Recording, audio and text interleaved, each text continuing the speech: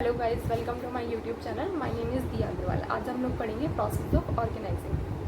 Last video में हमने पढ़ा था प्रोसेस ऑफ प्लानिंग कि हमारे प्लानिंग करने के क्या क्या प्रोसेस होते हैं। आज हम लोग पढ़ेंगे process of organising. First of all we have to discuss what is organising. Organising में हम लोग ये डिसाइड करते हैं कि हम लोग को क्या क्या एक्टिविटीज़ करनी है, कौन उन एक्टिविटीज़ को करेगा, अथॉरिटी और रिस्पॉन्सिबिलिटी किसके पास होगी, ये चीज़ें हम ऑर्गेनाइजिंग में डिसाइड करते हैं। अब हमारा प्रोसेस ऑफ प्लानिंग क्या होता है? 4 तरह के हमारे प्रोसेस ऑफ प्लानिंग होते हैं। फर्स्ट होता है identification and division of work, second होता है हमारा डिपार्टमेंटलाइजेशन, थर्ड होता है असाइनिंग ऑफ ड्यूटीज़ और फोर्थ होता है establishing reporting relations. First of all हमारा क्या होता है identification and division of work. पहले तो हम आइडेंटिफाई करते हैं कि क्या क्या काम होगा, फिर उसके बाद हम लोग क्या करते हैं, सारे काम को डिवाइड कर देते हैं स्मॉल पार्ट्स में।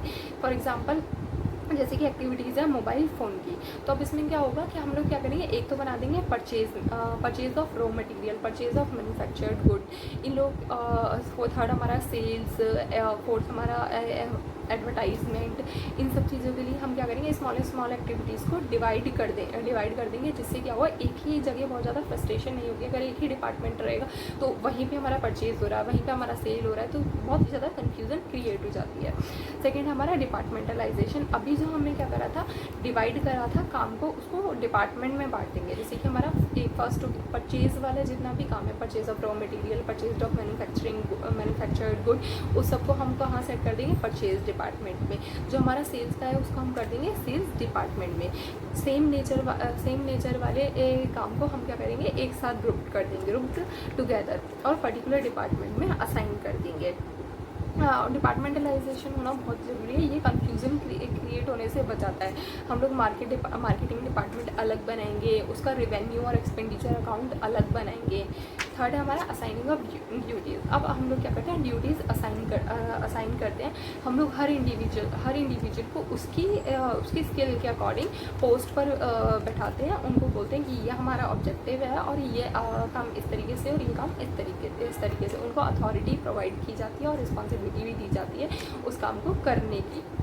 उनको ऑब्जेक्टिव सेट कराए जाते हैं, उनकी स्किल और उनके अकॉर्डिंग ही उनको वहाँ बैठाया जाता है। उनके सुपीरियर के थ्रू उनको अथॉरिटी प्रोवाइड करी जाती है। और जैसे कि क्या होता है, परचेज मैनेजर को टास्क दे दिया किसका, परचेज करने का गुड्स का, सेल्स मैनेजर को दे दिया सेल ऑफ गुड्स का।